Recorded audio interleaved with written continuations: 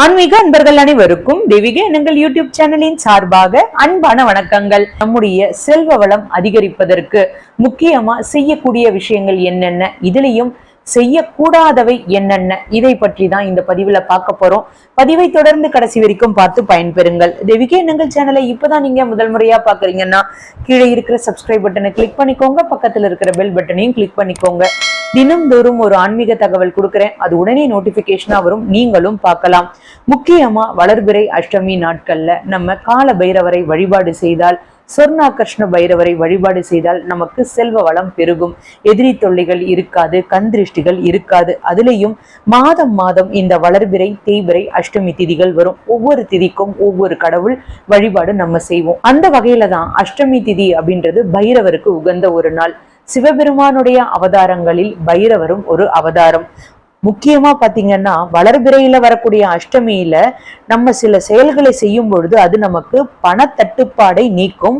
அதுலயும் சில விஷயங்களை செய்யாமல் இருந்தா நம்ம குடும்பத்திற்கு நல்லது பயக்கும். அஷ்டமி அன்று செய்யக்கூடாதவை என்ன அப்படின்றத பார்த்துடலாம்.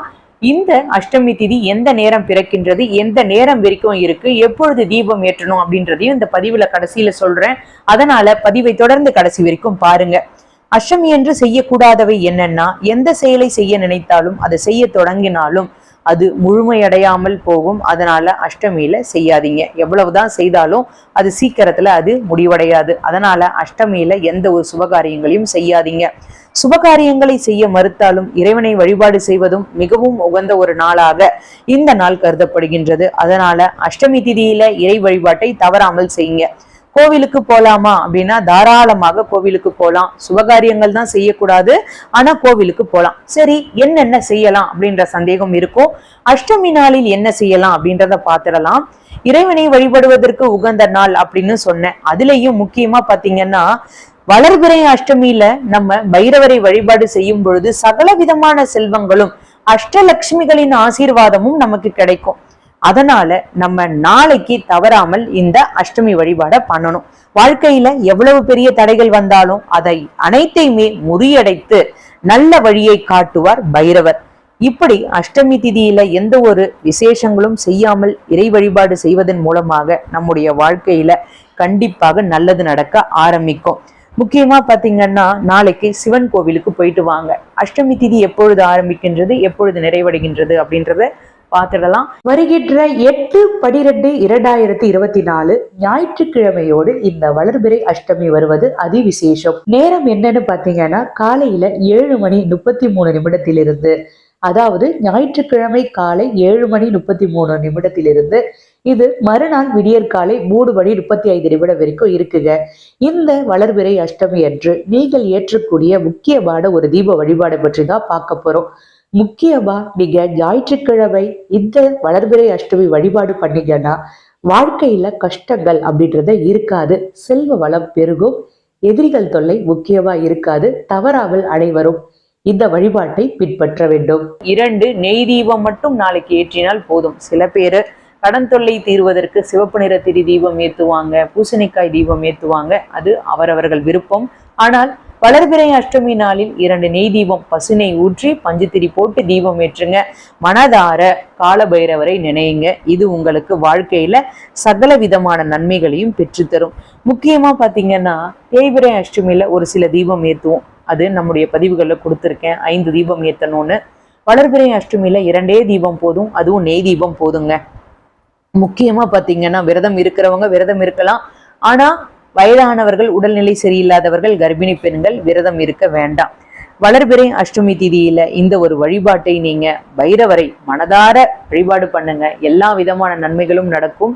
அபிஷேக பொருட்கள் வாங்கி கொடுங்க. கோவிலுக்கு முக்கியமா தானம் கொடுங்க. ஏதாவது ஒரு தானம் நாளைக்கு கட்டாயமா நீங்க செய்யுங்க. அதே மாதிரி வளர்பிறை நாட்கள்ல நீங்க பைரவருக்கு சிவப்பு நிற வஸ்திரம் வாங்கி தரலாம், செவ்வரளி பூ மாலை வாங்கி தரலாம். இது எல்லாமே வாங்கிட்டு வந்து நீங்க வழிபாடு செய்யும் பொழுது பலன்கள் அதிகமாக இருக்குங்க. இப்படி நீங்க வழிபாடு செய்தீங்கன்னா உங்களுக்கு நல்ல பலன்கள் கிடைக்கும். முக்கியமா நாளைக்கு மாலை 6:30 வரைக்கும் தான் நேரம் இருக்குன்னு சொல்லியிருக்கேன். சொர்ணாகர்ஷ்ண பைரவர் வழிபாடும் பண்ணுங்க. சொர்ணாகர்ஷ்ணர் பைரவர் சில கோவில்கள்ல தான் இருப்பாரு. கால பைரவர் எல்லா கோவில்கள்லயும் கண்டிப்பாக இருப்பாரு. அதனால கால பைரவர் வழிபாடும் நீங்க தவறாமல் பண்ணலாம். அதாவது வடகிழக்கு திசையில கோவில்கள்ல கால பைரவர் இருப்பார், நாய் வாகனத்துடன் நின்று கொண்டு இருப்பார்.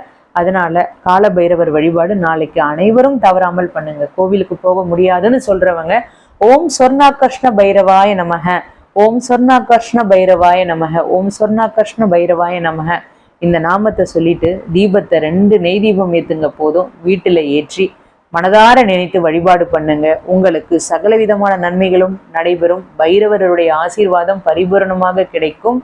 நாளைக்கு தவறாமல் நாய்களுக்கு உணவு வைங்க, வாயில்லாத ஜீவனங்களுக்கு உணவு வைங்க. அதே மாதிரி பசியால் வாடுபவர்களுக்கு ஒரு வேளையாவது உணவு வாங்கி கொடுங்க. இது உங்களுக்கு எல்லா விதமான தோஷங்களையும் நிவர்த்தி பண்ணும். குடும்பத்துல சந்தோஷமும் நிம்மதியும் அமைதியும் செல்வ வளமும் பெருகும். நம்பிக்கை இருக்கிறவங்க முயற்சி செய்து பாருங்க, நல்ல பலன் கிடைக்கும். ஓம் கால பைரவாய நமக, ஓம் சொர்ணாகர்ஷ்ண பைரவாய நமக. இன்னைக்கு நான் கொடுத்த அந்த தகவல் உங்களுக்கு பயனளிக்க கூடியதாக இருக்கும்னு நான் நினைக்கிறேன். இந்த வீடியோ பிடிச்சிருந்தா லைக் பண்ணிக்கோங்க, உங்களுடைய நண்பர்களுக்கும் உறவினர்களுக்கும் ஷேர் பண்ணுங்க. இன்னும் இந்த தெய்வீக எண்ணங்கள் சேனலை சப்ஸ்கிரைப் பண்ணாம இருக்கீங்கன்னா கீழே சப்ஸ்கிரைப் பட்டன் இருக்கு, சப்ஸ்கிரைப் பண்ணிக்கோங்க. பக்கத்திலே பெல் பட்டன் இருக்கு. தினமும் நான் கொடுக்கக்கூடிய ஆன்மீக தகவல் உடனே நோட்டிபிகேஷனா வரும், நீங்களும் பார்க்கலாம். மீண்டும் நாளை ஒரு நல்ல ஆன்மீக தகவலோடு நான் உங்களை சந்திக்கின்றேன். நன்றி, வணக்கம்.